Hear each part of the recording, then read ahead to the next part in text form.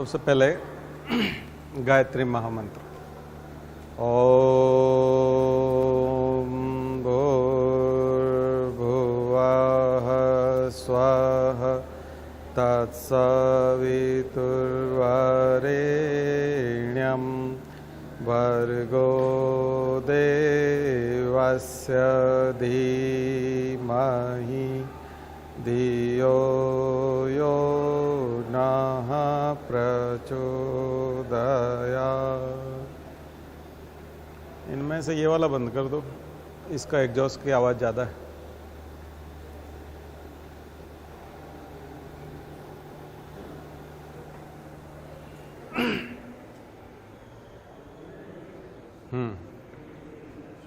आसानी से आवाज़ आ रही ना? ठीक है। तो आज हम साइंस टेक शुरू करने जा रहे थे। तो मेंस के हिसाब से जब भी आप तैयारी करेंगे साइंस टेक की तो करंट अफेयर्स बेस्ड करेंगे, ठीक है ना। और साइंस एंड टेक अलग से प्रीलिम्स के सिलेबस में नहीं है, बट जनरल साइंस के नाम से, क्योंकि जनरल साइंस है तो फिर वो साइंस टेक अपने आप ही उसका हिस्सा है प्रीलिम्स में। यहाँ पर वो साइंस एंड टेक्नोलॉजी के नाम से है, तो जनरल साइंस नहीं है, तो जनरल साइंस का कोई क्वेश्चन नहीं आता है। तो सिलेबस आप थोड़ा अच्छे से देख लीजिए कि साइंस टेक का सिलेबस क्या है। तो आप अगर देखेंगे तो उसमें जो मुख्य बिंदु हैं उनमें साइंस टेक में जो बिल्कुल रिसेंट डेवलपमेंट्स जो है साइंस एंड टेक्नोलॉजी के रिसेंट डेवलपमेंट्स, इसके अलावा इंडिजिनस अचीवमेंट्स, जितने भी भारत के अचीवमेंट्स हैं, जैसे अभी चंद्रयान 3 है तो ये वाले अचीवमेंट्स, और बायोटेक्नोलॉजी बहुत अलग से बताया हुआ है। Information technology, biotechnology, nano technology, इनको अलग से डिस्क्राइब किया हुआ है। तो इनके क्वेश्चंस जो हैं वो अलग से बनते हैं। तो बायोटेक्नोलॉजी का एक क्वेश्चन, 3 क्वेश्चन आते हैं परीक्षा में, थर्ड पेपर में। साइंस एंड टेक्नोलॉजी से मेंस में 3 क्वेश्चन है, कभी कभी 4 आते हैं, ठीक है। 3 आएंगे तब वो 15-15 नंबर के होते हैं जनरली, और जब 4 आते हैं तो एक 10 नंबर का और 3 15 नंबर के, इस तरह से होते हैं। सामान्यता ऐसा होता है, अब कभी कभी उल्टा सीधा हो सकता है थोड़ा बहुत। तो साइंस टेक के क्वेश्चंस जो है आते जरूर हैं, और एक क्वेश्चन बायोटेक्नोलॉजी का फिक्स है, इसलिए हम बायोटेक्नोलॉजी को थोड़ा और अच्छे से देखेंगे, खास करके रिसेंट डेवलपमेंट के बारे में बात करेंगे। रिसेंटली इन न्यूज़ जो भी चीज़ें होंगी वो चीज़ हम लोग डिस्कस करेंगे। इसके अलावा जो सबसे ज़्यादा फोकस होता है वो 4th इंडस्ट्रियल रिवॉल्यूशन पे होता है।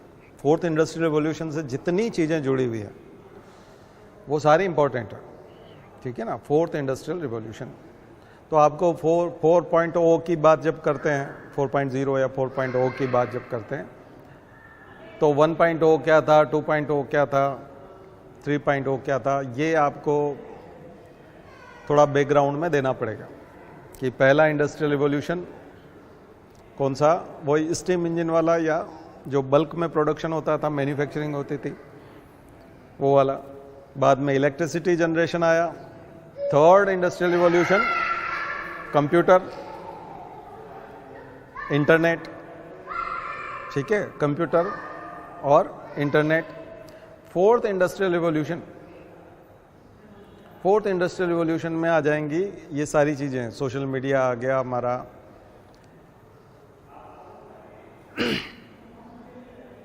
Internet of things, IoT। तो 10 चीज़ें लिख लीजिए, ज़रा जल्दी से 10 चीज़ें लिख लीजिए। 4th इंडस्ट्रियल रिवॉल्यूशन के लिए परीक्षा में जनरली लोग 4 चीज़ें लिखते हैं, मैं आपको 10 लिखवाता हूँ। 10 लिखिए। जब तक आप 10 चीज़ें नहीं लिखेंगे, इतनी ज़्यादा चीज़ें नहीं लिखेंगे, तब तक मार्क्स अच्छे नहीं मिलेंगे। तो अगर आपको मार्क्स अच्छे चाहिए तो आपको ज़्यादा चीज़ें लिखनी चाहिए, ठीक है ना। तो IoT, internet of things, blockchain technology,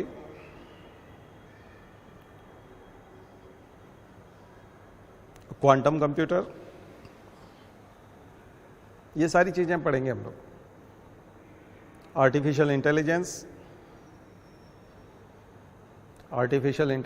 AI, machine learning, अब ब्रैकेट में लिख लीजिए, आर्टिफिशियल इंटेलिजेंस के यहाँ थोड़ा सा ब्रैकेट में लिख लीजिए, machine learning,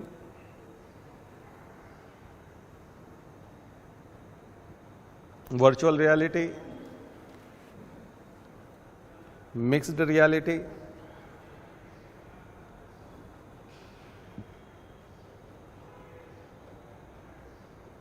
extended reality, augmented reality,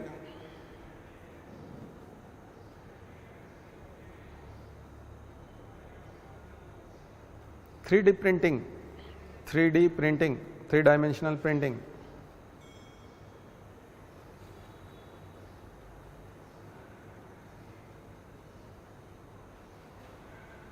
ठीक है।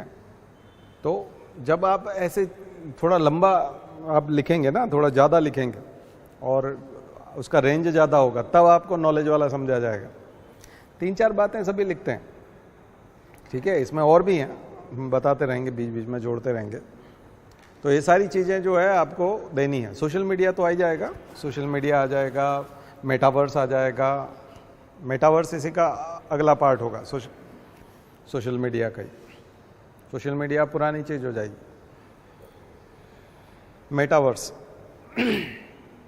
ठीक है, जो केवल गेमिंग का फील्ड था, अब वो दूसरा फील्ड बनने जा रहा है।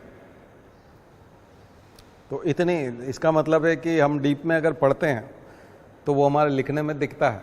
अगर आप ज़्यादा पढ़ते हैं तो वो दिखता है। आप लिखे बिना मानते नहीं ना, फिर तो आप लिखते हैं।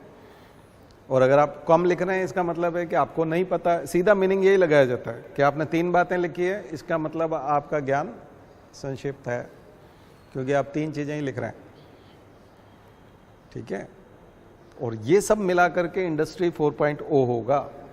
ये चौथा इंडस्ट्रियल रिवॉल्यूशन है, चौथी औद्योगिक क्रांति है। इन सब का मिला जुला स्वरूप जो हम देखते हैं, और यही सब हो रहा है और फ्यूचर में भी होगा, ठीक है ना।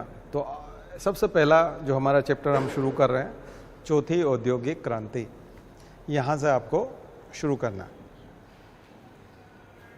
और ये जो समय है ये शायद 2060 तक होगा, 5वीं नहीं आएगी। 2040 भी हो सकता है, 2030 में भी नया कुछ हो सकता है, क्योंकि विज्ञान बहुत तेजी से बदल रहा है ना। इसमें 5G 6G भी लिखेंगे, 5G 6G technology, 5G 6G technology, 5G और 6G भी इसी का पार्ट होगा। 4G से शुरू हो जाएगा, ठीक है ना। 3G तक वो उधर रहेगा, हालांकि 3G भी इसी का पार्ट है, बट 4G खास करके 4G हो गया, ई गवर्नेंस हो गया, ठीक है। तो चौथा इंडस्ट्रियल रिवॉल्यूशन। तो एक एक चीज हम करते जाते हैं पहले। तो सबसे पहले हम लेते हैं artificial intelligence. Artificial intelligence, AI। तो AI के लिए एक टर्म यूज किया जाता है आजकल, जनरेटिव AI। जनरेटिव AI, क्योंकि उससे हम लोग कुछ न कुछ जनरेट करते हैं। आर्टिफिशियल इंटेलिजेंस के माध्यम से हम लोग चीजें जनरेट करते हैं, ठीक है ना। तो ओपन AI वाले का जो चैटबॉट होते हैं उनके माध्यम से,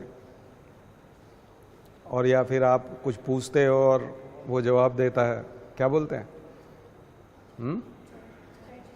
ChatGPT। तो ये सब। तो आर्टिफिशियल इंटेलिजेंस क्या है? कृत्रिम बुद्धि, आर्टिफिशियल इंटेलिजेंस, यानी कि कंप्यूटर के माध्यम से, यानी मनुष्य की जो क्षमता है उससे कम वाले को टाइप्स आप लिख ली, पहले टाइप्स लिख ली तो आसानी से समझ में आ जाएगा। टाइप्स ऑफ AI लिख लीजिए। AI के प्रकार, पहला narrow artificial intelligence, narrow AI, narrow artificial intelligence. इसको वीक भी बोलते हैं, वीक AI, कमजोर AI। और दूसरा होगा strong strong AI, general AI, general AI,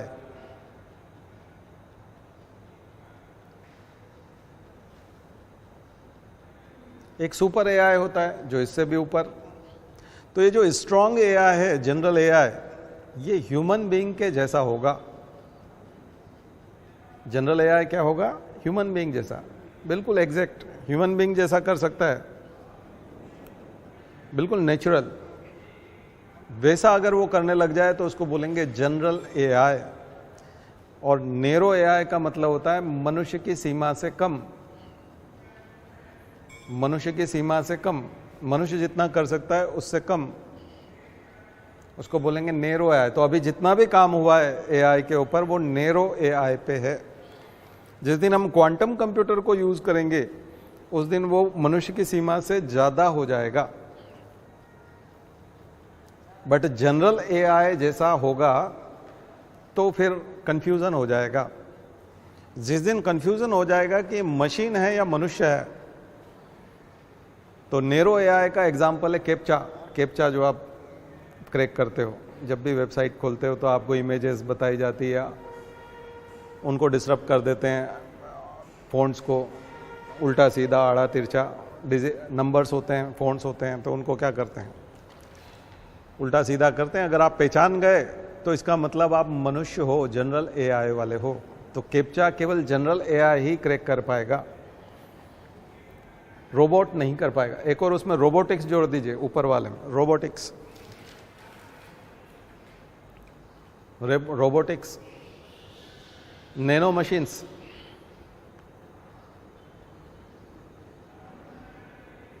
nano technology वाला नैनो कंप्यूटर या नैनो, वो भी उसी का पार्ट है। किसका? फोर्थ इंडस्ट्रियल रिवॉल्यूशन का। तो आपको फोर्थ इंडस्ट्रियल रिवॉल्यूशन में अच्छी खासी 8-10 चीज़ें मिल गई ना। हाँ, तो कभी भी लिखना पड़े तो अच्छे से बेझिझक उसको लिखिए। ये सब मिला करके इन सब को हम बोलते हैं एक तरह से फोर्थ इंडस्ट्रियल रिवॉल्यूशन।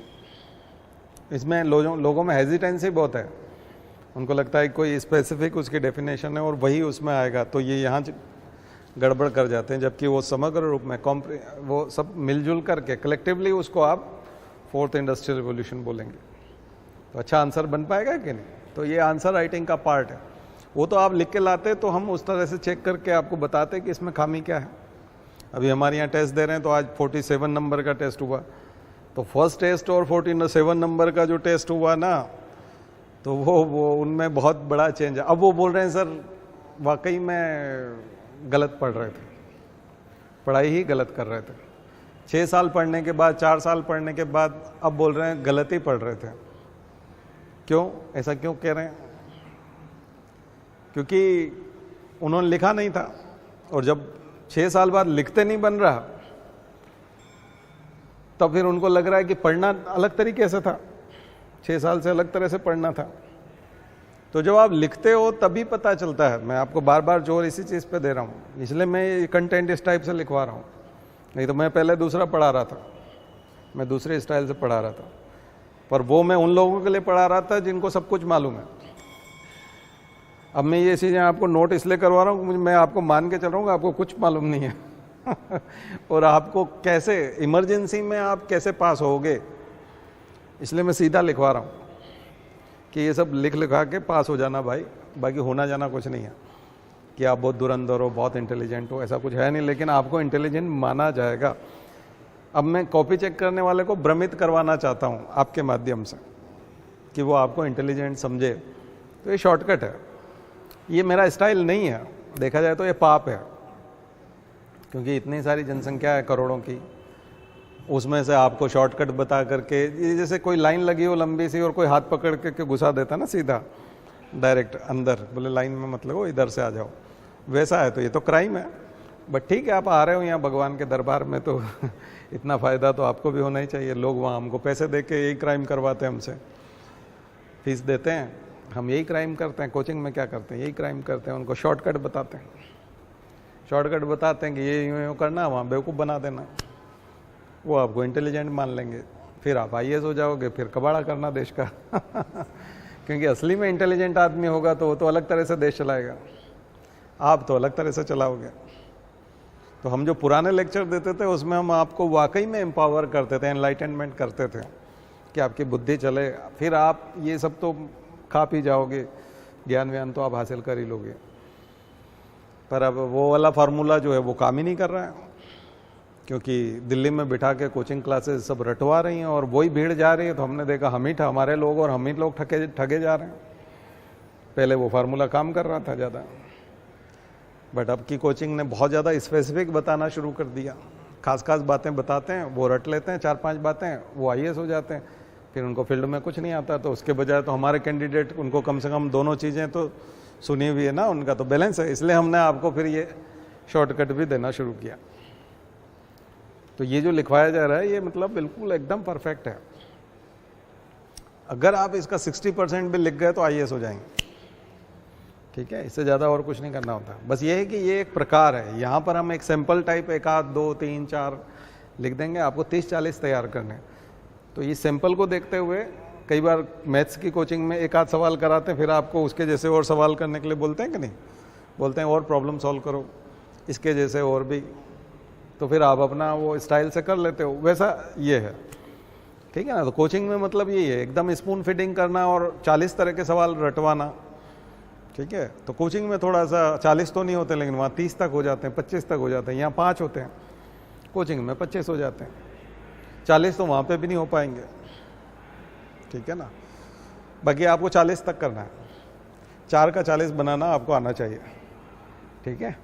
चलिए, मुझे लगता है कर लोगे आप लोग। तो क्या बात कर रहे थे हम लोग? Artificial intelligence, narrow intelligence and strong, ठीक है ना, ब्रॉड। तो वो जो स्ट्रॉन्ग वाला होगा वो जनरल, और उससे ज़्यादा होगा कब? जब आएगा तब देखा जाएगा। वो तो अभी तो जनरल भी नहीं पहुंचा है। जिस दिन जनरल पहुंच जाएगा उस दिन तो ह्यूमैनिटी को भी खतरा हो जाएगा, क्योंकि आर्टिफिशियल इंटेलिजेंस से ही बहुत सारी चीज़ें होंगी और मनुष्य का भ्रम होगा कि मनुष्य कर रहा है, ठीक है ना। तो क्वांटम कंप्यूटर जब उतरेगा तो फिर तो बहुत बड़ी क्रांति होगी। तो हम क्वांटम कंप्यूटर भी देखेंगे, वो भी चर्चा करेंगे। तो आर्टिफिशियल इंटेलिजेंस में एक तो टाइप्स, फिर अब आपको 4 चीज़ें पकड़नी है, जो 4 चीज़ें आपको हमेशा करनी है, खास करके मेंस के हिसाब से। वो कौन कौन सी करनी है वो थोड़ा समझ लीजिए। पहली चीज़ कि इसके इंपॉर्टेंस क्या हैं और यूजेस क्या हैं, एप्लीकेशंस। इंपॉर्टेंस, यूजेस, एप्लीकेशंस एक ही बात है। जो इंपॉर्टेंस है वही उसका एप्लीकेशन है। Importance oblique uses oblique applications. तो AI का उपयोग, AI का कहाँ उपयोग होगा, उसके एप्लीकेशंस कहाँ होंगे, किन किन फील्ड्स में होंगे, AI का यूज़ कहाँ होगा, ये सब, ठीक है ना। UPSC के मेंस में मैकेनिज्म पे इतना क्वेश्चन नहीं आएगा, मैकेनिज्म पे और उसके प्रिंसिपल पे उतने क्वेश्चन नहीं आएंगे, वो बेसिक चीज़ है, ठीक है, वो उस पर नहीं जाना। तो यहाँ आपको एप्लीकेशन, यूजेस और इनके ऊपर। दूसरा, गवर्नमेंट ऑफ इंडिया ने अभी तक क्या क्या इनिशिएटिव्स लिए हैं। Initiative taken by government, initiatives taken by government. Government ने क्या क्या किया है, कौन कौन से कदम उठाए हैं। और तीसरा, चैलेंजेस, चुनौतियाँ क्या क्या है। ये जो AI है ये अगर आएगा तो क्या क्या चैलेंजेस होंगे। और चौथा, way forward, what should be done, यानी कि क्या करना चाहिए। अब चूंकि चुनौतियां भी हैं, उपयोग भी हमको पता चल गया, गवर्नमेंट ने क्या किया है वो भी पता चल गया, और चुनौतियां भी पता चल गई, तो अब क्या करना चाहिए फिर आगे, ये भी पता होना चाहिए। तो ये 4 चीज़ें जो है ये आपके आंसर का पैटर्न है। आपको आंसर तैयार करना है इस 4 पैटर्न में, और चारों के लिए मसाला लेना है। तो यूजेस, एप्लीकेशन, AI का उपयोग कहाँ कहाँ, बहुत सारी जगह। AI इन हेल्थ, AI जब हेल्थ में आएगा तो टेलीमेडिसिन, AI एजुकेशन में आएगा तो टेली एजुकेशन, ठीक है ना।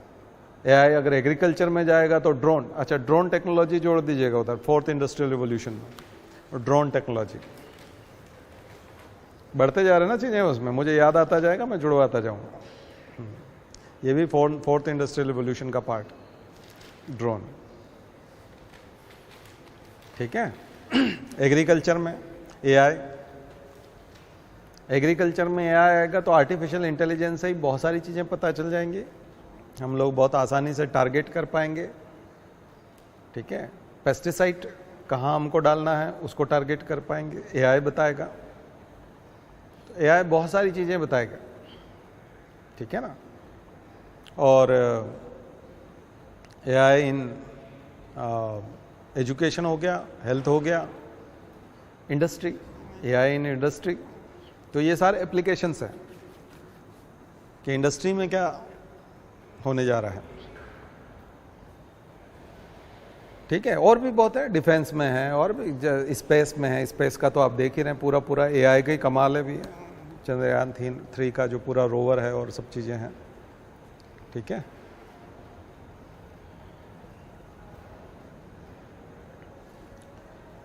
फिर सेकंड हमने बताया गवर्नमेंट के, तो अब आपको प्रोग्राम आप चले जाइएगा कि गवर्नमेंट ऑफ इंडिया के एआई के द्वारा किए गए कौन कौन से, एआई के ऊपर बहुत सारे इनिशिएटिव लिए हैं गवर्नमेंट ने, तो वो लिखिएगा, 5 या 6 चीज़ें हैं एआई के ऊपर, तो उसको जा करके लिखिए। चैलेंजेस तो अब सीधी सबसे बड़ा, देखिए चैलेंजेस कॉमन है, कॉमन चैलेंजेस। सबसे बड़ा चैलेंज है भारत में infrastructure,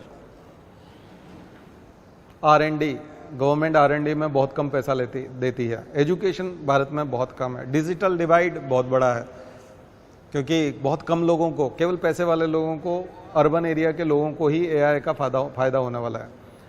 rural urban divide, digital divide, inequality, ये बहुत बड़ी चैलेंज है।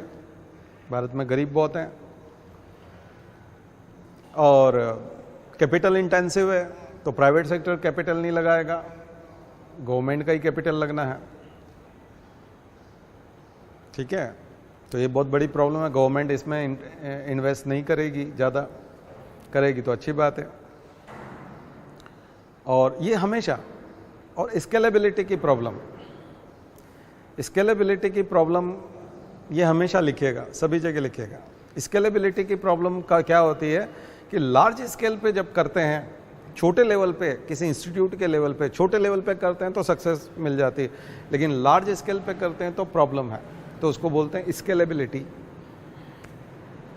स्किल्ड वर्कफोर्स की कमी है, स्किल्ड वर्कफोर्स नहीं है। ये जो मैं लिखा रहा हूँ ना, ये फोर्थ इंडस्ट्रियल रिवोल्यूशन के किसी भी टॉपिक पे सेम चैलेंज है इंडिया के। आप इन चैलेंजेस को कहीं पे भी दे सकते हो, और वे फॉरवर्ड क्या होता है, सुझाव क्या होते हैं, इसका उल्टा। ये जो चैलेंज है इन पे काम करने की ज़रूरत है, यानी कि एजुकेशन बढ़ाने की ज़रूरत है, इंफ्रास्ट्रक्चर बढ़ाने की ज़रूरत है, R&D बढ़ाने की ज़रूरत है, बजट बढ़ाने की ज़रूरत है, ठीक है। एथिकल इश्यूज, एथिकल कंसर्न्स, नैतिकता की बहुत बड़ी कमी हो जाएगी, नैतिकता की चुनौती बहुत बड़ी है, वो बहुत बड़ा चैलेंज है। करप्शन, क्योंकि वो उसी का पार्ट हो जाएगा। Social issues, social concerns, society का हमारा ताना बाना, यानी उसमें रिलीजियस, कल्चरल, वो वाले सारे, और सोसाइटी जिसमें फैमिली, मैरिज, ये सब चीज़ें, क्योंकि आर्टिफिशियल इंटेलिजेंस आके सब कुछ तबाह कर सकता है। सोशल इश्यूज, तो आप है ना ये कंसर्न अलग अलग कर लीजिएगा, ethical concern, social concern, political, democratic वाले। आर्टिफिशियल इंटेलिजेंस से मिस इन्फॉर्मेशन और डिस इन्फॉर्मेशन की बहुत बड़ी प्रॉब्लम है, वो मल्टीप्लाई होगी, बहुत फास्ट फैलेगी। ऑलरेडी फेक न्यूज़ और वो बहुत ज़्यादा फैलती है, और अगर एआई का सहारा मिल गया तो ऑटो जनरेशन हो जाएगा उसका, तो अभी तो कम से कम इंसान को बनाना पड़ता है, बाद में तो वो और आइडिया बताएंगे कि 100 तरह की सेम इन्फॉर्मेशन जनरेट करवानी है, तो पैराफ्रेजिंग हो जाएगी, तो न जाने कितनी लैंग्वेज बन जाएगी। सबसे बड़ा एक और इशू है जो बहुत intellectual property related issues, intellectual property related issues, patent copyright वाली प्रॉब्लम तो भयंकर है। अब लता मंगेशकर की आवाज़ में ही आपको गाना गवाना है और लता मंगेशकर नहीं है, लेकिन इंटरनेट पे यूट्यूब पे इतने गाने लता मंगेशकर के वीडियो और ऑडियो हैं, इतने ज़्यादा हैं कि डिफरेंट कंपोज़र में से किसी भी काल्पनिक कंपोज़र से आप एक काल्पनिक गाना बनवा सकते हैं, किसी भी लिरिसिस्ट का, या अपन खुद ही आप कहो कि मुझे ये कीवर्ड हैं जिसमें मौसम है, शाम है और फूल है और ऐसे 6-7 वर्ड सेलेक्ट कर लीजिए, इनको मिला करके एक ऐसा गाना बनाना है, रोमांटिक सॉन्ग या इस टाइप का, वो सॉन्ग बन के आ गया आपके सामने। तो क्रिएटिविटी को बहुत बड़ा चैलेंज है, सॉन्ग बन के आ गया, अब उसको कंपोज करके बता दो, आने वाले समय में वो कंपोज करके बता देगा। नई कंपोजिशन है, बिल्कुल नई धुन है, आपने कभी नहीं सुनी, नया गाना है, आपने कभी नहीं सुना, उसको लता मंगेशकर से गवा दो और उसका वीडियो भी बना दो, तो लता मंगेशकर गा रही हैं जबकि वो है नहीं दुनिया में, उसके लिप्स मूव कर रहे हैं और वो गाती हुई दिख रही हैं, और वो उसी के आवाज़ में आपका बनाया हुआ गाना जो भी 5 मिनट पहले बना था, आपकी बनाई हुई धुन पे वो गा रही हैं, स्वर दे रही हैं।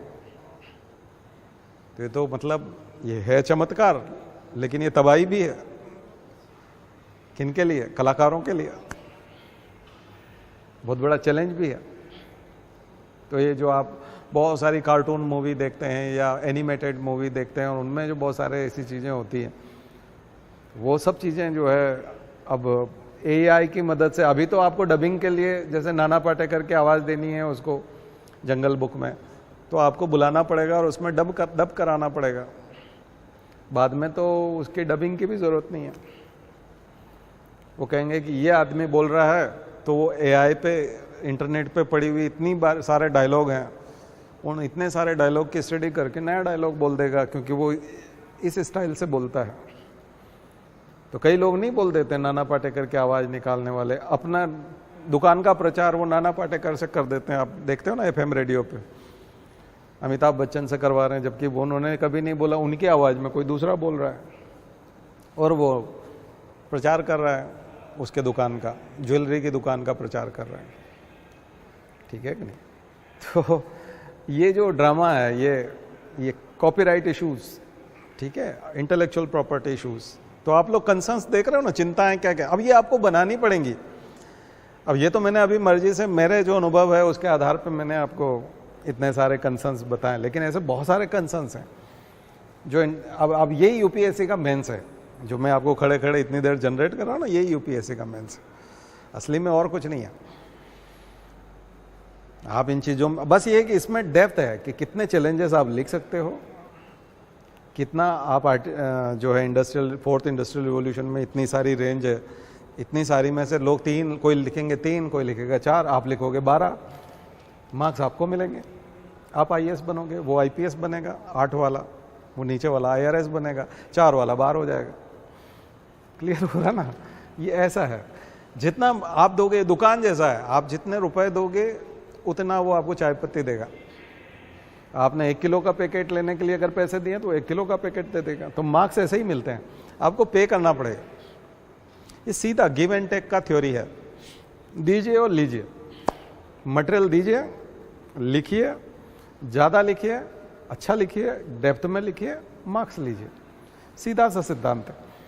और अब सीधे सिद्धांत में हम आपको विचारवान और बहुत जोरदार बना दें, आप बहुत बड़े विचारक बन जाएं, लेकिन अगर लिख ना पाएँ तो, इसलिए मेरी क्लासेस इस टाइप से मैंने की है कि मैं आपको उस पर फोकस करा सकूं। ठीक है, पुरानी क्लासेस देखेंगे तो मैं मार्क्स की परवाह नहीं करता था, मैं अच्छा इंसान बनाना चाहता था, और अच्छा इंसान बनना भी चाहिए, बट ये है कि अगर वो अधिकारी नहीं बनेगा अच्छा इंसान, तो फिर वो यहीं घूमता, बाइक लेके घूमता फिरेगा भोपाल में, उसके बजाय वो गाड़ी में बैठ जाएगा, तो हो सकता है अच्छा इंसान भी काम बन ही जाएगा। अब ये तो उसका उसके साथ है, बाकी दूसरा जो जा रहा है वो कौन सा अच्छा है? तो जब दोनों ही खराब हैं तो हमारा वाला खराब जाए। ठीक है, अब जो भी है, कोई हमारे ऊपर भरोसा कर रहा है इस वजह से वो यहाँ रह जाए, और कोई दिल्ली की कोचिंग पे भरोसा कर रहा है तो वो बन जाए, तो ये तो गड़बड़ है ना। ठीक है, तो इसलिए आप विश्वास करके इसको लिखिए, बन जाएंगे आप, इसी से बनते हैं और कुछ नहीं है। ठीक है ना, बहुत शॉर्टकट है। ठीक, चलिए तो अब जो है आर्टिफिशियल इंटेलिजेंस के बाद इस पे चले जाइए, ब्लॉकचेन टेक्नोलॉजी। ब्लॉकचेन टेक्नोलॉजी पे चलिए। अब ब्लॉकचेन टेक्नोलॉजी जैसे ही बोलते हैं तो हम लोग को बिटकॉइन याद आता है, लेकिन ये केवल बिटकॉइन वाला मामला नहीं है। ब्लॉकचेन टेक्नोलॉजी एक तरह की क्रिप्टोग्राफी है। क्रिप्टोग्राफी बहुत प्राचीन काल से क्रिप्टोग्राफी है। इंडस वैली वाले तो जो लिख कर गए आज तक हम लोग उसको एनक्रिप्ट नहीं कर पाए, उसको डिक्रिप्ट कर ही नहीं पाए, हम लोग पहचान ही नहीं पाए ना उस लैंग्वेज को। तो ये हम एग्जाम्पल तो बिटकॉइन का ही लेंगे, ब्लॉकचेन को समझ लेंगे। लेकिन ब्लॉकचेन जो है ये कंप्यूटर से जनरेट एक ब्लॉक है, ठीक है ना, कंप्यूटर से जनरेट होता है ये ब्लॉक। और अगर हम एग्जाम्पल लें बिटकॉइन का, तो बिटकॉइन जनरेट जो होता है, बिटकॉइन माइनिंग उसको बोलते हैं हम लोग, बिटकॉइन माइनिंग, और वो कंप्यूटर्स के माध्यम से होती है।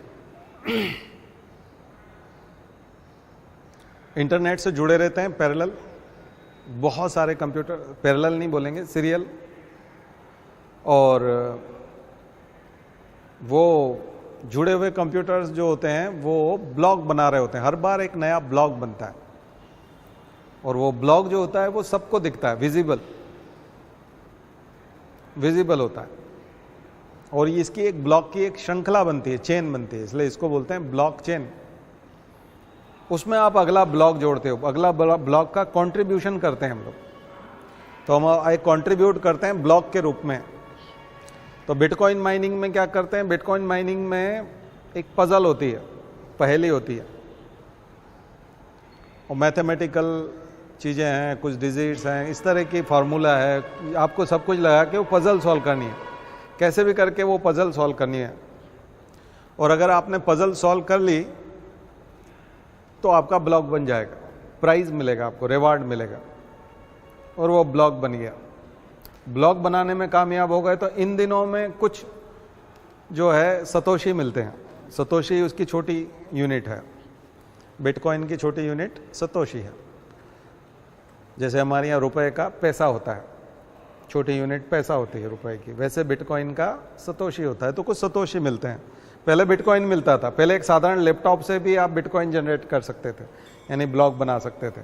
बट अब इतना कॉम्प्लिकेटेड हो गया क्योंकि ब्लॉक्स बहुत सारे बन गए हैं, चेन लंबी हो गई है, और अब ब्लॉक बनाने में दिक्कत आती है। अब आपको बहुत हैवी कंप्यूटर्स यूज़ करने पड़ते हैं, ठीक है।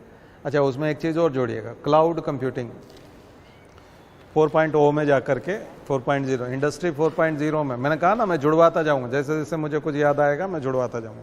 क्लाउड कंप्यूटिंग, तो शुरू में क्लाउड कंप्यूटिंग की जरूरत नहीं थी, लेकिन अब क्लाउड कंप्यूटिंग भी होती है बिटकॉइन में या ब्लॉकचेन टेक्नोलॉजी में, क्लाउड कंप्यूटिंग। क्योंकि क्लाउड कंप्यूटिंग क्यों, क्योंकि आप भी अपने क्लाउड में उसको अपने कंप्यूटर, जैसे आपका कंप्यूटर 3 घंटे के लिए काम आता है, बाकी टाइम खाली पड़ा रहता है, तो आप किराए पे दे सकते हैं बिटकॉइन वालों, क्योंकि उसके पास एक मेमोरी है, रैम है, आपके पास पूरा सीपीयू है, तो वो यूज़ हो जाएगा। तो वो सबके कंप्यूटर के पावर को जोड़ लेंगे, इसलिए वो एनर्जी कंज्यूमिंग ज़्यादा हो गया है, इसलिए कार्बन एमिशन का कारण माना जाता है ब्लॉकचेन टेक्नोलॉजी को। ब्लॉकचेन टेक्नोलॉजी में अब खास करके बिटकॉइन जनरेशन करना बहुत ज़्यादा एनर्जी लगती है, और इतनी एनर्जी लगती है कि इसलिए उसका कई सारा डॉलर मिलता है, हज़ारों डॉलर हो गया ना, वो लाखों मतलब हज़ारों में पहुंच गया, ठीक है ना। मेरे को जब सजेस्ट किया था, मैंने पहले भी बताया था, मुझे जब सजेस्ट किया था तब 100 रुपये का भी नहीं था। तो मेरे एक बॉस थे, हम दोनों टेबल टेनिस खेल रहे थे, तो उन्होंने रोक दिया, खेल रोक दिया, और मेरे को 2011 की बात है, नहीं 2010 की बात है, 2010 में 1 साल ही हुआ था बिटकॉइन को आए हुए, 100 रुपया भी नहीं था। अब तो 40,000 डॉलर पता नहीं कितना चला गया, यानी कि 50 लाख रुपया कितना मिल रहा था उसका, 100 रुपये का 50 लाख हो रहा था। और उस समय मैंने 90 लाख रुपए चुनाव में लगा दिया चुनाव लड़ लिया, लेकिन मैंने बिटकॉइन नहीं बनाया। मतलब बिटकॉइन खरीदा नहीं। तब उन्होंने एकदम गेम रोका और बोला कि अभी जाओ और बिटकॉइन खरीदो, तुम उसका फ्यूचर नहीं जानते, ब्लॉकचेन टेक्नोलॉजी को नहीं समझ रहे हो, उसका फ्यूचर है, वो करेंसी बनेगा। मैंने कहा सर अपन खेलते हैं, मेरी बात को सुन लो, समझ लो, मैं बोल रहा हूँ तुम याद करोगे। मैंने कहा सर ये सब फालतू है, मैं ऐसे पचड़े में नहीं पड़ता, हमको शॉर्टकट नहीं करना। बोले तुम पछताओगे एक दिन। मैंने कहा पछताना क्या, वैसे भी अभी मेरे पास करोड़ों रुपए होते अगर मैंने 1000 रुपए के भी बिटकॉइन खरीद लिए होते उनके कहने से। क्योंकि जब आप 80 लाख 90 लाख चुनाव में लगा सकते हो तो 1000 10,000 रुपये तो उनके कहने से लगा ही सकते थे, जुआ हो जाता, चले जाते ज़्यादा से ज़्यादा, क्या होता, क्योंकि वो भी तो चले ही गए, चुनाव वाले भी तो चुनाव तो जीते नहीं, तो मालूम भी था कि नहीं जीतेंगे। बट ये जो चीज़ है वो मुझे पता थी, क्योंकि मुझे बताया गया था, मेरे को पता नहीं थी, मुझे बताया गया था, बट मैंने माना नहीं। तो लेकिन जिन लोगों ने भी माना उन्होंने अभी करोड़ों रुपया कमाया। और अब तो गवर्नमेंट ने लीगल कर दिया कि 30% इनकम टैक्स दो और अपने अकाउंट में ट्रांसफ़र कर लो, अकाउंट में उसको ट्रांसफ़र कर लो, वाइट मनी है 30% आपको। जो पिछले बजट में बिटकॉइन को मान लिया, क्रिप्टो करेंसी उसको बोलते हैं हम लोग, क्रिप्टो करेंसी। तो चाहे ब्लॉकचेन टेक्नोलॉजी हो, क्रिप्टो करेंसी हो, बिटकॉइन हो, एक ही सिद्धांत काम कर रहा है, open ledger, public ledger. Public उसको देख सकती है, जितने भी लोगों के पास पासवर्ड है, जितने भी लोगों के पास उसका ब्लॉक बनाने की क्षमता है, वो सारे लोग एक साथ उस ब्लॉक को ऑब्जर्व कर सकते हैं। इसलिए कोई नया ब्लॉक बीच में नहीं जोड़ सकता, उसमें मैनिपुलेशन नहीं हो सकता, करप्शन नहीं हो सकता। पब्लिक लेजर है वो। एक लेजर तो आप भी मेंटेन करते हैं, आपके घर वाले भी मेंटेन करते हैं, कितना इनकम हुआ है, कितना खर्चा हुआ है, एक्सपेंडिचर, इनकम एक्सपेंडिचर बजट तो हम लोग बनाते हैं डायरी में। तो ऐसा डायरी बैंक वाला भी बनाता है आपके। आप अगर मंथली स्टेटमेंट लेते हो बैंक से, ईयरली वाला लेते हो तो देता है कि नहीं, कि आपने किस दिन कितना जमा कराया था, किस दिन। ये वही लेजर है, बट ये पब्लिक मेंटेन करती है, कोई आरबीआई मेंटेन नहीं करता, कोई बैंक मेंटेन नहीं करता, पब्लिक करती है। इसलिए ब्लॉकचेन टेक्नोलॉजी को क्या बोलते हैं, पब्लिक लेजर, पब्लिक मेंटेन करती है। तो ब्लॉकचेन टेक्नोलॉजी समझ में आई, कुछ इंटरेस्ट भी जगह होगा, ठीक है। और फेमस एग्जांपल है बिटकॉइन, इथेरियम, उसके ईथर मिलते हैं।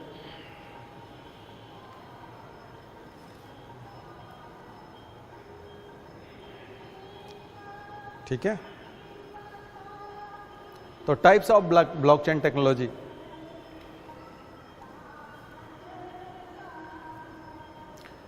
Types of blockchain technology.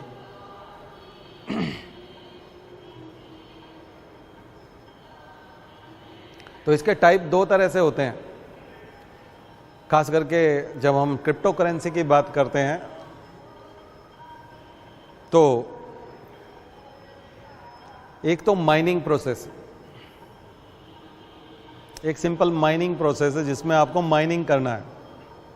ये एनर्जी कंज्यूम करने वाली है प्रोसेस, माइनिंग, क्रिप्टो माइनिंग। तो क्रिप्टो माइनिंग वाला जो प्रोसेस है इसमें एनर्जी कंज्यूम होता है और आपको पजल सॉल्व करनी ही होती है अंततः, तभी ब्लॉक जुड़ेगा। एक तो ये वाला है। दूसरा होता है वैलिडेशन प्रोसेस।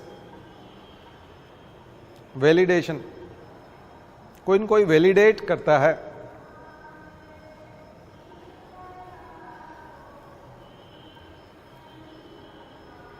वैलिडेट करता है तो ये इथेरियम में चलता है। इथेरियम जो है वो वैलिडेशन वाला है।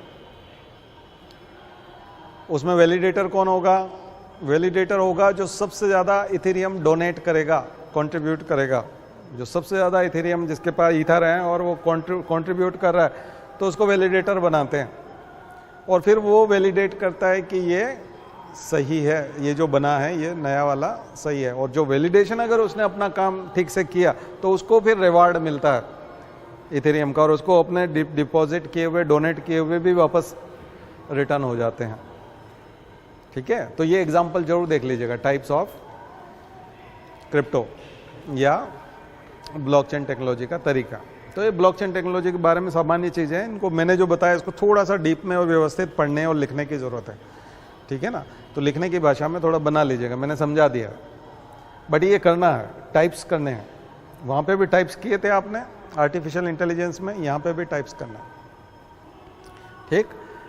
नेक्स्ट वही चीज़ें आ जाएंगी फिर जो मैंने अभी आपको बताया था कि इसको कहाँ कहाँ यूज़ कर सकते हैं, एप्लीकेशंस, यूजेस, बेनिफिट्स, बेनिफिट्स भी बोल सकते हो आप, उसके लाभ क्या हैं, उसके उपयोग क्या हैं, एप्लीकेशंस क्या हैं, कुछ भी लिखो, चाहे जैसा लिखो।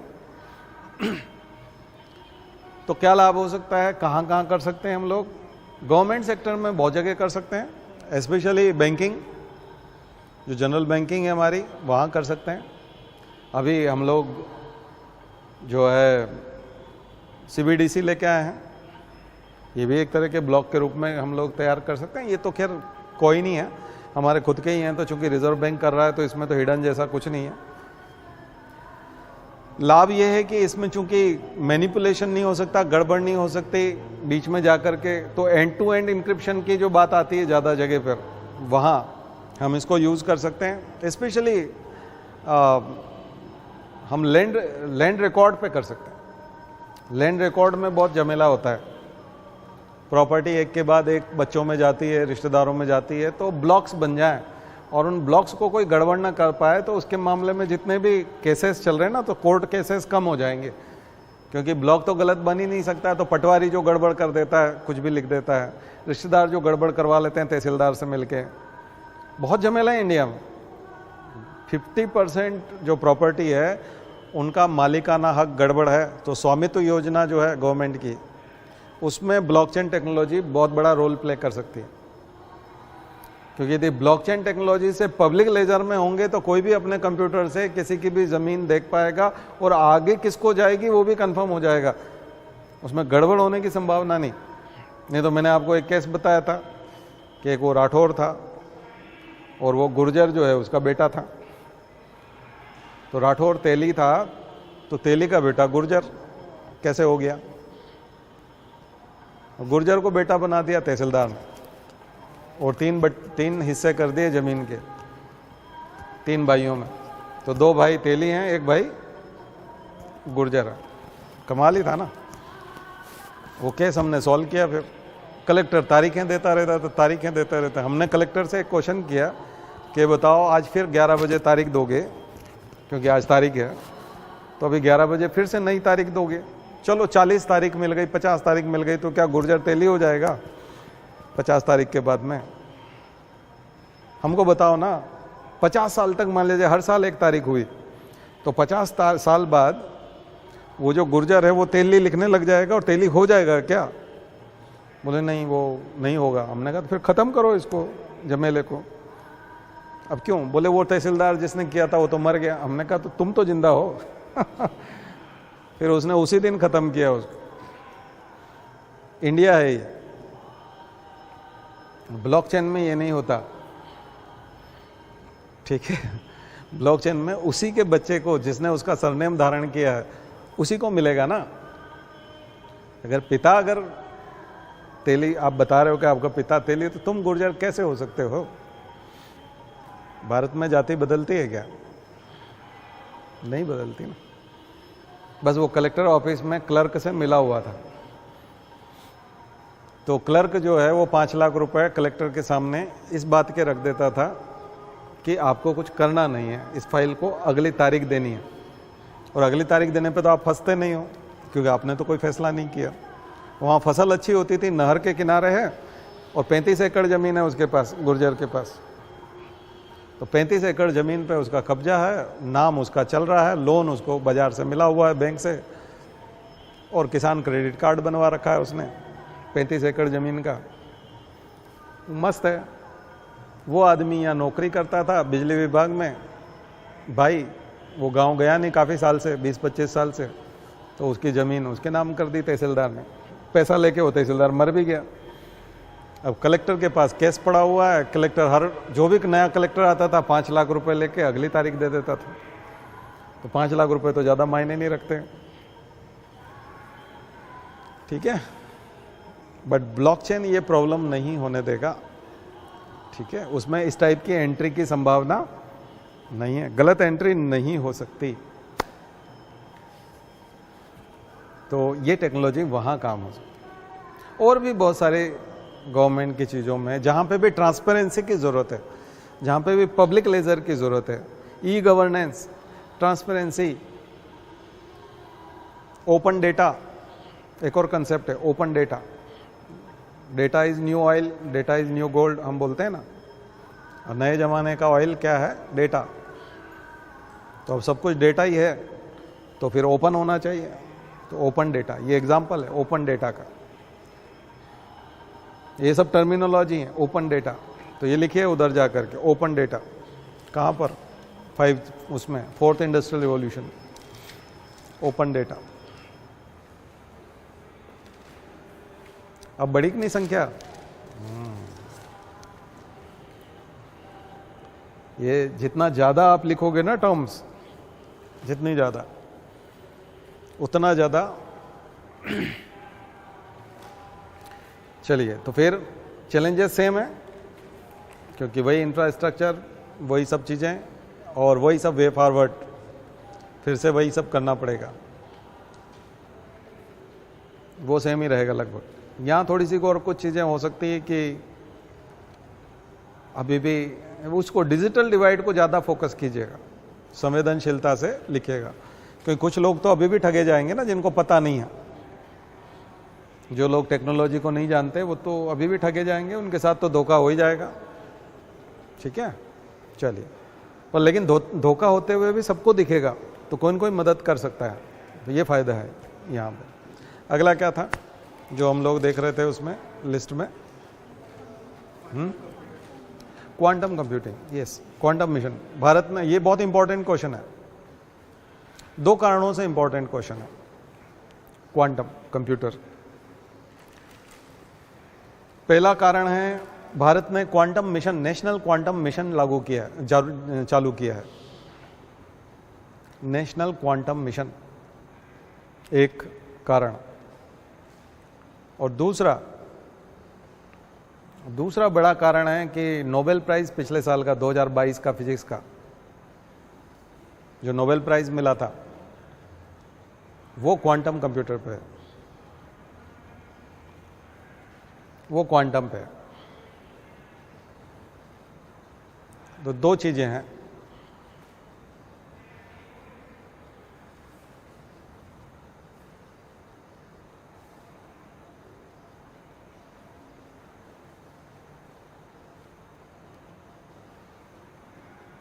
तो पहले तो देखेंगे क्वांटम क्या है, क्वांटम कंप्यूटर क्या है। तो क्वांटम कंप्यूटर का जो बेसिक सिद्धांत है वो 2 चीज़ें, पिछले साल क्वेश्चन आया था क्यूबिट। तो बिट और क्यूबिट की बात हम लोग करते हैं। साधारण कंप्यूटर जो होते हैं हमारे, क्लासिकल कंप्यूटर जिनको हम लोग कहते हैं, क्लासिकल कंप्यूटर बिट्स पे काम करते हैं, ये क्यूबिट्स पे काम करेगा। और क्यूबिट्स क्या होते हैं? क्यूबिट्स की 2 प्रॉपर्टी है। क्यूबिट्स की 2 प्रॉपर्टी होती है। पहला सुपरपोजिशन,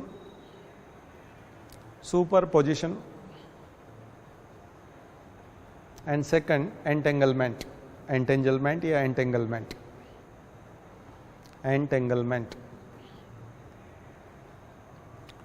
सुपरपोजिशन जैसे आप 10 टू द पावर लिखते हो 9, 10 टू द पावर -9 नैनोमीटर में हम लोग बात करते हैं। Yes, superposition. तो 10 टू द पावर 1 या n1 या ऐसे हम कुछ भी लिखते हैं। तो जब हम डिजिट्स को लिखते हैं तो इसमें हम बोलते हैं एक तरह से टोपोलॉजी, टोपोलॉजिकल। मैथ्स वाले जानते हैं टोपोलॉजी एक टॉपिक ही होता है, उनका यूनिट होती है टोपोलॉजी। जब हम नंबर्स की डिज़ाइन, ये उनकी सुपरपोजिशन, हिंदी में गात लगाना बोलते हैं, ऊपर गात लगते हैं, गातांक लगते हैं, है ना। तो ये सब, इन सब के जो स्टडी होती है उसको हम लोग टोपोलॉजी में पढ़ते हैं। टोपो वर्ड, टोपो आइसोमरेज, हम जब एंजाइम की बात करते हैं, टोपोग्राफी जब हम जब ज्योग्राफी में बात करते हैं तो टोपोग्राफिकल, तो है ना, तो ऐसी बात करते हैं। तो टोपो मीन्स मॉर्फोलॉजी, जब इसको हम बॉटनी में देखें तो मॉर्फोलॉजी, या जब हम बाहर की आकारिकी कैसे दिखती है, तो ये अंकों के आकारिकी, अंकों की टोपोग्राफी है क्या? Quantum computer. और उससे जो है अगर उसकी सुपरपोजिशन का अगर हम यूज़ करें और अगर उसके एंटेंगलमेंट का यूज़ करें तो आइंस्टीन थोड़े से यहाँ गड़बड़ हो गए थे। अल्बर्ट आइंस्टीन इसके अगेंस्ट चले गए थे कि ऐसा कुछ होता नहीं है, एंटेंगलमेंट के अगेंस्ट चले गए थे। पिछले साल का नोबेल प्राइज़ आइंस्टीन को ही गलत सिद्ध करता है। उस समय में उनके समकालीन में थोड़ा सा नाम भूल रहा हूँ, उसमें मिल जाएगा आप पिछला नोबेल प्राइज़ अगर देखेंगे तो उन्होंने एक हाइपोथेसिस दी थी, आइंस्टीन का विरोध किया था, नहीं एंटेंगलमेंट होता है और क्वांटम में एंटेंगलमेंट इस तरह से होता है। तो फिर क्वांटम फिजिक्स जो हम बोलते हैं, तो क्वांटम फिजिक्स में जो है पिछले साल का नोबेल प्राइज़ एंटेंगलमेंट के ऊपर ही है, ठीक है, सुपरपोजिशन एंड खास करके एंटेंगलमेंट। तो जिन्होंने आइंस्टीन को गलत सिद्ध किया इस मामले में, और वही एक क्वांटम कंप्यूटर की पावर है, क्योंकि उससे जिस रेंज में गणनाएं हो पाएंगी और जो चीज़ें हो सकती है एक साथ, वो बहुत सारी संभावनाओं को एक साथ जन्म देता है। जबकि हमारा जो क्लासिकल कंप्यूटर जो बिट्स पे काम करता है उसकी जो गणना होती है बहुत सिंपल है। तो इसलिए उसको बोलते हैं कि ये सीरियल कंप्यूटर्स होते हैं, एक तरह से सीरियल वो करता है, जबकि वो पैरेलल कंप्यूटिंग होती है, ठीक है ना। उसमें क्या होती है, पैरेलल कंप्यूटिंग होती है। तो उनको जो जोड़ा जाता है एक तरह से उस तरह से जोड़ा जाता है। तो क्वांटम कंप्यूटर का फोटो जरूर देखिएगा, सुंदर पिचाई का, गूगल वाले का क्वांटम कंप्यूटर। तो जिस चीज़ में गणना करने में, जिस प्रॉब्लम को सॉल्व करने में साधारण कंप्यूटर हमारा 1 साल लेता है, 2 साल लेता है, 3 साल लेता है या कई साल लेता है, वो कुछ मिनटों में और सेकंडों में क्वांटम कंप्यूटर उस प्रॉब्लम को सॉल्व कर देता है।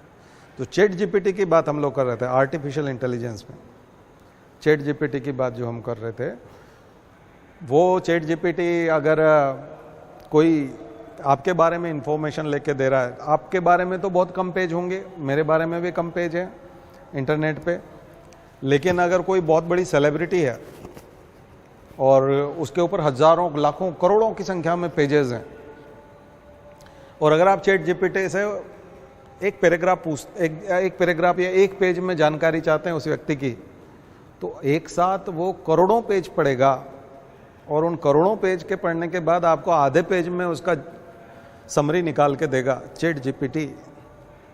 ये उसके लिए बहुत बड़ा चैलेंज है। सुपर कंप्यूटर से पॉसिबल होगा, इसलिए किससे होगा, क्वांटम कंप्यूटर से ये और इजी हो जाएगा। तो अभी जो कंसेप्ट होगा वो क्या होगा, सुपर कंप्यूटर। अभी जो वो करके दे रहा है वो किससे करके दे रहा है, सुपर कंप्यूटर से करके दे रहा है। इसका मतलब जिन लोगों ने अभी चैट जीपीटी से ये सवाल पूछे और उन्होंने निकाल के दिया, वो किससे दे रहा है, सुपर कंप्यूटर। जिस दिन क्वांटम कंप्यूटिंग होगी उस दिन रिवॉल्यूशन हो जाएगा। तो गूगल ने क्वांटम कंप्यूटर लगाया, तो गूगल का जो है ओपन एआई वाले सुपर कंप्यूटर यूज कर रहे हैं। तो एक और चैप्टर यूज कर, एक और चीज यूज कर लीजिएगा, उसमें जोड़ दीजिएगा ऊपर जाकर, सुपर कंप्यूटर्स। तो पैरेलल और सीरियल वाला जो होता है वो थोड़ा सा यहाँ है, वो मैं गलत बता गया था आपको। सीरियल जो जुड़े रहते हैं वो हमारे नॉर्मल वाले में, इसमें पैरेलल जुड़े रहते हैं। सुपर कंप्यूटर में आएगा, वो क्वांटम में नहीं आएगा, ठीक है ना। वो थोड़ा गलत हो गया, मैं बीच में मिस कर गया, तो उसको इधर जोड़ लीजिएगा, वो जो मैंने लिखवाया था सुपर कंप्यूटर में जो। तो अब एक सुपर कंप्यूटर भी हमको पढ़ना है इसमें, तो अब सुपर कंप्यूटर भी इसके साथ पहले लिख लीजिए, जहाँ क्वांटम लिखा है वहीं सुपर कंप्यूटर लिख लीजिए। तो हमारा विषय सुपर कंप्यूटर भी है। क्लियर, होमवर्क समझ में आ रहा है? पूरे सप्ताह क्या करना है आपको साइंस टेक में? तो क्या उपयोग हो सकता है क्वांटम कंप्यूटर का, मैंने अभी बताया आपको। बहुत बड़ी गणनाएं करने में, बड़ी गणनाएं करने में। अभी सुपर कंप्यूटर से ही हमने किया है, क्या किया है, प्रोटीन फोल्डिंग, बहुत जल्दी वैक्सीन हम लोग बना पाए। लेकिन क्वांटम कंप्यूटिंग से करेंगे तो और आसान हो जाएगा, ज़्यादा गणना। मौसम का पूर्वानुमान सुपर कंप्यूटर से, लेकिन मौसम का पूर्वानुमान अगर हम क्वांटम कंप्यूटिंग से कराएंगे तो आ गया ना समझ। तो अभी मौसम का बहुत बड़ी गणनाएं करनी पड़ती है एक साथ, जब आपको बहुत सारी चीजें देखनी है। डिजीज को डायग्नोस करना, अभी सुपर कंप्यूटर करते हैं, डिजीज को डायग्नोस करते हैं, है ना। बहुत पहले बता देना कि कौन सी डिजीज हो सकती है, जैसे कि हार्ट स्ट्रोक, कुछ लोग बोलते हैं कि कोरोना में बहुत सारे लोगों को हार्ट स्ट्रोक आ रहे हैं। तो कोरोना जिन जिन लोगों को हुआ है उनको हार्ट स्ट्रोक आ रहा है, लेकिन क्या इसका पहले से अंदाजा लगाया जा सकता है? तो अगर किसी का डेटा कंप्यूटर पे पड़ा हुआ है, इंटरनेट पे पड़ा हुआ है, जैसे लाल पेथ लैब वाले का इंटरनेट पे कंप्यूटर डेटा पड़ा रहता है, जितने लोगों ने लाल पेथ लैब पे ब्लड टेस्ट कराया था कोरोना से पहले, वो सब डेटा भी मिल जाएगा, उनकी रिपोर्ट मिल जाएंगी। कितने लोगों के ब्लड के काउंट कैसे थे, WBC कैसा था, हीमोग्लोबिन कैसा था, किडनी की हालत कैसी थी, लिवर की हालत कैसी थी, सारी ब्लड टेस्ट से पता चल जाती है। तो करोड़ों लोगों का डेटा इंटरनेट पे मौजूद है। तो क्या हमारा सुपर कंप्यूटर, क्वांटम कंप्यूटर उपयोग में बता रहा हूँ, क्या ऐसा कर सकता है कि उन सब डेटा को अंदाज लगा करके कौन कौन कोरोना में जिनकी डेथ हुई वो किन कारणों से हुई होगी, क्योंकि उनका ब्लड टेस्ट तो पहले था, फिर कोरोना अगर उनको हुआ तो किन लोगों को कोरोना होने की संभावना ज़्यादा थी वो उसमें दिखेगा। फिर उसके बाद कोरोना होने के बाद जिन लोगों ने ब्लड टेस्ट कराया उसका डेटा भी मौजूद है तारीख वाइज। अगर उनको कोरोना हुआ और उनके ब्लड में क्या क्या चेंजेस आए कोरोना होने के बाद, और अगर ऐसे चेंजेस आए तो फिर उनमें से हार्ट अटैक कितने लोगों को हुआ। तो मान लीजिए 6 करोड़ लोगों का डेटा है या 60 लाख लोगों का डेटा है और उसमें से 6000 लोगों को हार्ट अटैक हुआ है, तो आप एक स्टडी कर सकते हैं। तो हेल्थ के फील्ड में बहुत बड़ा रिवॉल्यूशन हो सकता है सुपर कंप्यूटर से, और उससे तो हो ही रहा है, लेकिन क्वांटम कंप्यूटर से और फास्ट हो सकता है। खास करके अभी चंद्रमा वाली, सौर आदित्य L1 होगा, इनकी गणना है, इनसे बातचीत करना, यहाँ से कम्युनिकेशन करना, ठीक है ना, और ज़्यादा आसान हो जाए। खास करके जब हम मून मिशन के बाद मार्स मिशन की बात करते हैं, गगनयान की बात करते हैं, तो जब हमारे एस्ट्रोनॉट वहाँ जाएंगे तो कई बार 20 मिनट बाद, 10 मिनट बाद रिप्लाई आता है, तो क्या हम उसको और फास्ट कर पाएंगे रिप्लाई को, और हो सकता है कि हम रियल टाइम बातचीत कर पाएँ, हम इधर से बोलें और ऐसे जैसे मोबाइल पे बात कर रहे हैं वैसे बात कर पाएँ, तो हमारे मैसेज कितनी स्पीड से ट्रेवल करें। कई तरह की संभावना है, कई तरह की संभावना है।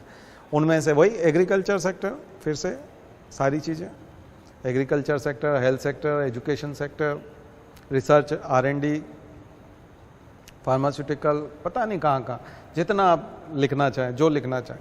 चैलेंजेस अगेन वही बजट, इंफ्रास्ट्रक्चर, एजुकेशन, हमारे यहाँ सारी चीज़ें वही, डिजिटल डिवाइड एक जैसे प्रॉब्लम है इंडिया की, क्योंकि जितनी भी इंडस्ट्री 4.0 है या 4.0 जिसको हम बोलते हैं, तो इंडस्ट्री 4.0 इसके सारे चैलेंजेस एक जैसे हैं, है ना। एंटरटेनमेंट में हम लोग वही एनिमेशन, फिल्म, मल्टीमीडिया वाले में और उसमें जा सकते हैं। तो एंटरटेनमेंट, गेमिंग इंडस्ट्री, उन सब में रिवॉल्यूशन हो सकता है, अभी भी है और काफ़ी हद तक है, ठीक है। ऐसे ही सुपर कंप्यूटर जो आपने लिखा बाद में, उसको जो देखिए CDEC पुणे, इसको याद रखिएगा। हमारी शुरुआत, पहला सुपर कंप्यूटर कौन था, वहाँ से लेकर के अभी तक के इम्पोर्टेंट सुपर कंप्यूटर। तो व्हाट इज सुपर कंप्यूटर और उसका इवोल्यूशन कैसे हुआ इंडिया में। अभी खबरों में इसलिए क्योंकि भारत का जो सुपर कंप्यूटर है, कौन, जो 50वें नंबर पे आया है, 500वें पे, 50 पे नहीं, 500वें नंबर पे या 50 नंबर पे, कौन सा है। एक तो परम सीरीज है हमारी, न्यूज़ में देखिए, मैं थोड़ा सा स्किप कर गया उसको, देख लीजिएगा उसको, है ना, अभी इसी साल का न्यूज़ है, इसलिए क्वेश्चन बन सकता है। CDEC पुणे, ये हमारी संस्था है जो सुपर कंप्यूटर बनाती है, खास करके कुछ प्राइवेट सेक्टर ने भी बनाया, टाटा ने भी बनाया सुपर कंप्यूटर, अपने लिए उपयोग के लिए बनाते हैं। इसरो अपना सुपर कंप्यूटर खुद बना रहा है, ठीक है। तो सुपर कंप्यूटर, और यहाँ याद रखिएगा फ्लॉप्स, सुपर कंप्यूटर की जो गणना करते हैं हम फ्लॉप्स में करते हैं। तो अब जो गणना हो रही है वो पेटा फ्लॉप्स, पेटा फ्लॉप्स, टेरा फ्लॉप्स से पेटा फ्लॉप्स पे पहुंच गया। फ्लोटिंग ऑपरेशन पर सेकंड, फ्लॉप्स मतलब फ्लोटिंग ऑपरेशन पर सेकंड। तो फ्लॉप्स क्या होते हैं, टेरा फ्लॉप्स क्या होता है, पेटा फ्लॉप्स क्या होता है। अभी जो जो अमेरिका का सबसे, यूएसए का सबसे तेज सुपर कंप्यूटर है वो कितने पेटा फ्लॉप्स का है, ये सब आपको इसमें लिखना है। वर्तमान में भारत की क्षमता, मिहिर प्रत्यूष मौसम की जानकारी दे रहा है। प्रत्यूष अभी मौसम पूर्वानुमान भारत में जितने भी होते हैं, प्रत्यूष एक साथ सारे, यानी कि देखिए कितनी सारे डेटा। अभी हमारा साधारण कंप्यूटर जो है सिंपल डेटा ले पाता है, हम देते हैं, फीड करते हैं तो वो उसका कैलकुलेशन करके पाता है, लेकिन कैमरे से अच्छा, वो आर्टिफिशियल इंटेलिजेंस लिखा है, वहाँ एक और वर्ड जोड़िएगा, कंप्यूटर विजन। कंप्यूटर विजन उसको भी वहाँ पर भी ले सकते हैं 4.0 में, वो टर्म वहाँ पे भी लिखे 4.0 में जा करके, कंप्यूटर विजन। कंप्यूटर विजन थोड़ा सा मैं बता दूं, पीछे जा रहा हूँ मैं, लेकिन वो यहाँ फिर आया क्योंकि मैं मौसम पूर्वानुमान की बात कर रहा था। मैंने कहा ना मैं पढ़ाऊंगा जैसे जैसे वैसे वैसे टर्म्स याद आएंगी। तो कंप्यूटर विजन ये है कि कैमरा जितने भी हैं, सीसीटीवी कैमरा हैं, ये हैं, जो भी इंटरनेट से जुड़ा हुआ है कैमरा, जो भी ऑप्टिक यानी मनुष्य देखने का काम करता है, आर्टिफिशियल इंटेलिजेंस में बिना देखे तो फिर कंप्यूटर भी कैसे काम करेगा, गणना कैसे करेगा, तो उसको भी देखना पड़ेगा। आपका मोबाइल भी देखता है, आपको देखता है। तो face recognition technology, FRT, computer vision का सबसे best example. Face recognition, face को रिकॉग्नाइज करके लॉक खुलता है, अनलॉक हो जाता है आपका फ़ोन, बोलते हैं ना फेस अनलॉक। आपको ऑप्शन देता है कि नहीं, कि या तो आप उसमें डिजिट टाइप करो, या फिर वो कोई एक डायग्राम बनाओ, या फिर आपको बोलता है कि फेस सामने लेके आओ। तो आप फेस सामने लेते हो, एकदम फ़ोन खुल जाता है, इसका मतलब फेस को पहचानता है। तो फेस रिकॉग्निशन, कंप्यूटर विजन, इसको बोलते हैं कंप्यूटर विजन। जितने कैमरे लगे हैं और अगर वो कंप्यूटर से जुड़े हैं, इंटरनेट से जुड़े हैं, और अगर वो देख पा रहे हैं और डेटा कलेक्ट कर रहे हैं, कुछ भी रिकॉग्नाइज कर पा रहे हैं, कुछ भी पहचान रहे हैं, आइडेंटिफिकेशन कर रहे हैं किसी का भी, चाहे पुलिस वाले बाइक कोई उठा के ले गया उसके लिए फुटेज ले रहे हैं, इसका मतलब कंप्यूटर विजन को यूज़ करें। सो कंप्यूटर विजन के फिर अगेन क्या क्या यूजेस हैं, फिर वही चैलेंजेस, बट वो उसी का पार्ट है। किसका? Artificial intelligence. आर्टिफिशियल इंटेलिजेंस में कंप्यूटर विजन के बगैर तो आप कुछ कर नहीं पाओगे, क्योंकि आर्टिफिशियल इंटेलिजेंस में वो डिसीजन मेकिंग करेगा, तो डिसीजन मेकिंग मशीन करेगी, ह्यूमन नहीं करेगा। आर्टिफिशियल इंटेलिजेंस में क्या होगा, वो करेगी। लेकिन अगर आप उसके डिसीजन को आप हायर करना चाहते हो तो आप यूज़ कर दोगे उसको, ठीक है। रोबोटिक्स में क्या करता है, रोबोट ही डिसीजन मेकिंग करता है। तो रोबोट मूवी आपने देखी है रजनीकांत की, तो वो गले पड़ जाता है, सर दर्द हो जाता है उसके लिए, उसी का बनाया हुआ रोबोट, क्योंकि उसमें विजन तो है, इमोशंस भी आ गए। तो जनरल AI के आसपास पहुंच गया था, वो नेरो AI नहीं रहा था, क्या बन गया था, जनरल AI बन गया था। तो क्लियर हो गया ना, वो आर्टिफिशियल इंटेलिजेंस का ही एग्जाम्पल है रोबोटिक्स, और रोबोटिक्स का एग्जाम्पल भी है। तो ये सब चीज़ें ना खेलने की चीज़ें, ये जो मैं आपको जितना भी बता रहा हूँ ये सब खेलने की चीज़, नॉलेज घुमाने की चीज़ है, असली में कुछ नहीं है। ये हमारे आसपास जो है, और बस उसकी टर्मिनोलॉजी देख के या क्वेश्चन देख के हम घबरा जाते, हम सोचते हैं इसमें क्या लिखें, जबकि सब पता है आपको, सब पता है कि कंप्यूटर विजन क्या है, ये क्या है, ओपन AI क्या करता होगा, जनरेटिव AI मतलब कुछ जनरेट करता है। शब्दों के साथ खेलिए और फिर लिखिए, हो गए आप तैयार। तो मैं दरअसल यहाँ केवल आपको रटा नहीं रहा हूँ, मैं थॉट प्रोसेस करना भी सिखा रहा हूँ। तो साइंस टेक में इस टाइप से शायद ही कोई, आप यूट्यूब पे चले जाएंगे तो इस टाइप से लेक्चर कभी नहीं मिलेगा जो एकदम आम आदमी के समझ में आए, और उसमें साइंस एंड टेक्नोलॉजी की लैंग्वेज भी हो। तो इसमें कंप्यूटर विजन, तो अब मैं अगर सुपर कंप्यूटर के साथ जोड़ूं, तो जो हम प्रत्यूष की बात कर रहे हैं कि वो मौसम की जानकारी दे रहा है, इंडियन मेट्रोलॉजिकल डिपार्टमेंट जो है हमारा IMD, इंटरनेशनल के लिए बोलते हैं वो, लेकिन इंडियन भी मान लें, तो भारत का मौसम विभाग क्या करता है कि सटीक जानकारी देने लगा है। पहले से काफ़ी अच्छी जानकारियां अब देता है वो, तो बहुत आसानी से पता लगाया जा सकता है कि अगर विंड स्पीड ऐसी है, ह्यूमिडिटी ऐसी है, अगर पत्तों का कलर ऐसा हो जाता है या ऐसा हो जाता है, या हवा में इस तरह की नमी होती है, या वो लक्षण पहले बारिश पिछले 60 सालों में बारिश कब कब हुई थी, किन किन कारणों से हुई थी, उसका डेटा उसके पास। पिछली बारिश जो तेज आई थी उसका डेटा उसके पास। कैमरे के फोटोग्राफ हैं, पूरे देश के हैं, पूरी दुनिया के हैं, सैटेलाइट पिक्चर्स हैं। तो कम दबाव का क्षेत्र कहाँ बन रहा है, तो किस दिशा की विंड चलती है और किस गति से चलती है, तो कब कहाँ बारिश होती है, हजारों तरह की कैलकुलेशंस हैं उसमें। कलर है, स्पीड है, साउंड है, फोटोग्राफ्स हैं, वीडियो हैं।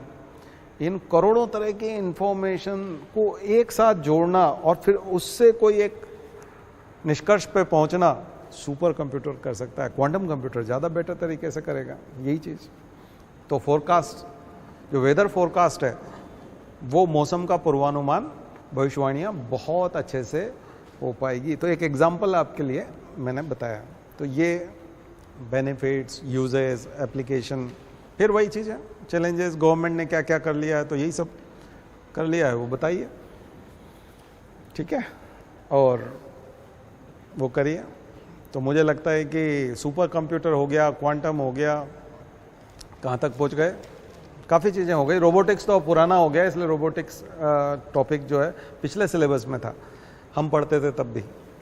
हम जब यूपीएससी दे रहे थे और जब कर रहे, उस ज़माने में यूपीएससी ने शायद 2001 में इंट्रोड्यूस किया था रोबोटिक्स, नैनो टेक्नोलॉजी, बायोटेक्नोलॉजी और रोबोटिक्स। उस समय सेकंड पेपर का पार्ट था, 2 ही पेपर जीएस के होते थे। अब यहाँ थर्ड पेपर का पार्ट है। और रोबोटिक्स अभी भी उस तरह से है, कॉमा लगा के शायद लिखा होगा, लेकिन नहीं भी लिखा हो तो वो कोई इतना बड़ा। अब उसमें से पहले रोबोट और क्या होते थे और वो कैसे क्या, तो वो हम लोग अब उसको नहीं पढ़ेंगे। अब वो वाला ज़माना नहीं रहा। अब तो चैटबॉट्स और दूसरे तरह के रोबोट्स, चैटिंग के रोबोट्स, है ना। तो आर्टिफिशियल इंटेलिजेंस में एग्जाम्पल में चैटबॉट्स भी लिखिएगा। और मेरे यहाँ नोट्स बनाओ, थोड़ा ओपन बनाया करो, खाली खाली छोड़ दिया करो, ताकि पीछे भी मैं कुछ जाके लिखवा सकूँ। हमेशा एडिटेबल नोट्स होने चाहिए। ध्यान रखिए, यूपीएससी या आगे जब आप पढ़ते हो ना, आप आदत डालिए एडिटिंग बराबर उसमें हो सके, पीछे जाके आप एडिटिंग कर सकें। हो गया क्या आज का टाइम? कितना हुआ?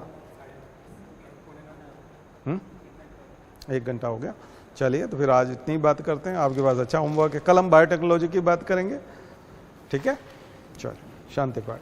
ओम द्यौ शांति अंतरिक्षगुम शांति पृथ्वी शांतिरापः शांतिरौषधयः शांति वनस्पतयः शांतिर्विश्वे देवा शांतिर्ब्रह्म शांति सर्वगुम शांति शांतिरेव शांति सामा शांतिरेधि। ओम शांति शांति शांति सर्वारिष्टासु शांतिर्भवतु। बोले गायत्री माता की, परम पूज्य गुरुदेव की, परम वंदनीय माता जी की। हम सुधरेंगे, हम बदलेंगे, एक बनेंगे। जन्म जहाँ पर, अन्न जहाँ का, ज्ञान जहाँ से, वह है प्यारा। देश की रक्षा कौन करेगा? मानव मात्र, नर और नारी, जाति वंश सब, भारत माता की, भारतीय संस्कृति की